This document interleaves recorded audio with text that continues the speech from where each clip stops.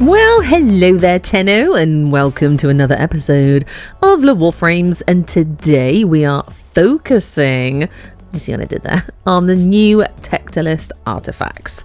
I have ranked my favourites into a coffee hierarchy so you can maybe focus on your grind and don't grind blind, and I want to know your thoughts, so stay tuned as I have some questions as we go, but I will also be doing an individual deep dive video for each school. But before all that though, please drop me a like, comment and subscribe if you're of a kind mind too. Cheers my dears. And with update 41, the old piece, we were given a focus school expansion going by the name of Tau, linked to Perita and the Devil's Triad at La Cathedral. You may or may not know that we can now buy 5 new Tektolyst artifacts from our beloved Marie, with a wicked little intro for each by Leon. Mon frère, le néant est dangereux.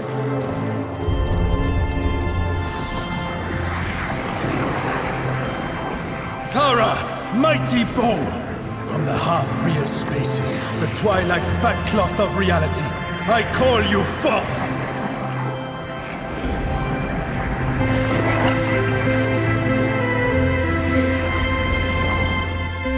This, of course, is only once we have ground out enough Lyroic Bridge, Ren Hypercore and Ascaris Prime from doing the Perita Rebellion missions. Each artifact requires 150 of each, totaling 750 of each resource if you're a kleptomaniac like me. If that number makes your eyes water, don't worry. That's why we're looking at the hierarchy today, to see which one deserves your attention first. Once we have these artifacts, it then reveals the extra nodes in our focus schools. These, much like all the other nodes, need to be unlocked using focus standing, and then more standing and Perita resources to rank them up. We also need to consider modding these new shiny artifacts with a new faction of mod called the Ancient Mods that we're collecting whilst we're doing certain missions here in the Dark Refractory, and new arcanes with the prefix ZID.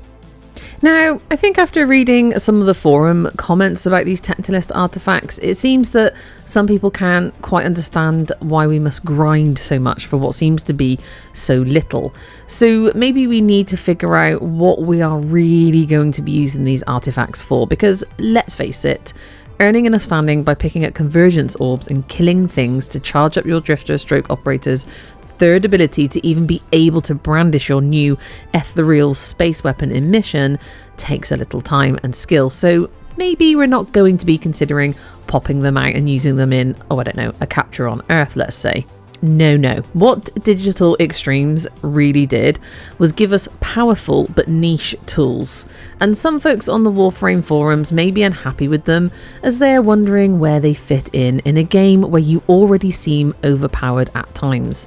They aren't your everyday room clearers, they are your break glass in case of emergency tools for things like the Perita bosses or those tricky amp-centric builds. They have given us these massive tools for Perita bosses, but is the extra layer of Tau focus nodes going to change your daily driver loadout? I'd actually love to hear from the min-maxers in the comments on that one if you're watching. And of course, whichever one you do choose to rank up, and if you're at all like me, it will be all 5 because of the kleptomania thing, they are quite the grind. But if you like Perita, then it will be a pleasurable thing for you to do. If not, then, well, you have my condolences, but you are more than welcome to come and join my Discord. The link is on my channel homepage here on YouTube, where you will find plenty of help to grind such areas of the game if that is your desire. Now let's look at the tiers of Tektolysts we have. We have the heavy lifter such as the Thara bow from Madurai. Let's call it S tier for the sake of argument, which seems to bypass damage attenuation with its bursting power, but we must use it correctly. So we may only consider using this when we are taking on, say, Archons or Eidolons or other big bosses. I haven't used it on Archimedia missions, so if you have, do let us know in the comments. This wasn't the first one I ground out, by the way. It was actually Zenurik because I love the energies, but I have used this for Eidolon amp build, and I've used it in the Perita bosses, and I've used it for a solo Archon hunt, and it was amazing, and you will see more in the individual videos. And just to sum up, this expansion is specifically useful for elite room clearing, boss DPS and Eidolon phases, stacking ability strength, ammo efficiency, and integrated amp scaling. And I will be deep diving all of these in the individual artifact videos that are coming up. Next up, we have the Daily Diver, Lorak from Zenurik. Also top tier for me, energy management wise. This is good for builds you may use every day for endless energy pulls. The massive AoE laser strike that the Grimoire gives is also good for crowd control. In missions, this expansion is specifically useful for sustaining low efficiency builds, massive stat buffs, guaranteed energy generation, passive CC and damage, and team support. And even before the tag expansion, I was using Zenurik a lot. Like, that was one of my main schools. I would only switch to things like Madurai and Unairu for boss fights, and then Naramon for melee frames, and so on and so forth. Vazarin maybe for ranking stuff up. Next up, we have more specialist focus school Tektolyst artifacts that we would refer to as A tier, but if you were to use them specifically for ramping up certain builds, they may become S tier for those builds. So here we have Naramon's sword, the Zenurik, which is incredibly useful if you are a melee player. However, that may not be your priority to obtain if you only bust Valkyr and Kalerva out now and again, like what I do. It scales with your combo counter, by the way, so it helps maintain the focus passives, and it is really good for melee playing. In missions, this expansion is specifically useful for instant combo ramping, passive melee support, faster ultimate recasts, team melee buffing, and scaling up that damage. Now, I did use it with Kalervo, so it feels like cheating, but oh my goodness, it was amazing. Now, Kalervo is generally amazing anyway, so what's the problem with just buffing that up even further, right? Am I right? Next up, we have Unairu's Hammer Kogran, the Shield Breaker, designed for armor stripping. So this is like also A tier, it's kind of mid-range. It's good for survivability as well, and it's incredibly tanky. But since we have many other ways of armor stripping and becoming tanky in the game now, it might feel a bit niche. However, the expanded nodes now give us a little more reason to use it, which we'll deep dive in its individual video. But in missions, this expansion is specifically used for defensive crowd suppression, infinite resource generation like universal orbs, massive armor stacking, transferring power to melee, and static defense stripping. And last but not least, the lowest tier for me, B tier, is Vazarin Staff Nidri. But just because it is lower tier doesn't actually mean it's not useful, it's just maybe more niche for the way that I play the game.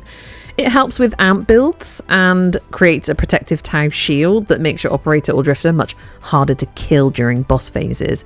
It is really useful for high level survival, but of course we're not all doing that all of the time in the game. It may not be the flashy boss busting weapon we all rush to, only because we have plenty of other ways to survive in the game nowadays. However, in missions, this expansion is specifically used for global squad revives, very useful, mobile invulnerability zones, overguard injection, viral crowd control, and energy regen via healing. And here you might notice I've only really covered the positives about all of these schools, but in the individual deep dives we're going to look at the downside of each if there is one, and these may be S tier for your specific builds but bottom of the pile for other players, and we're going to be asking your opinions on them. Now obviously these artifacts charged up and fired off may not be doing much for you at the moment, and that will possibly come down to how you modded them, which build you're using them in conjunction with, and where you are using them. Consider this, Tenno. These things take time to charge up.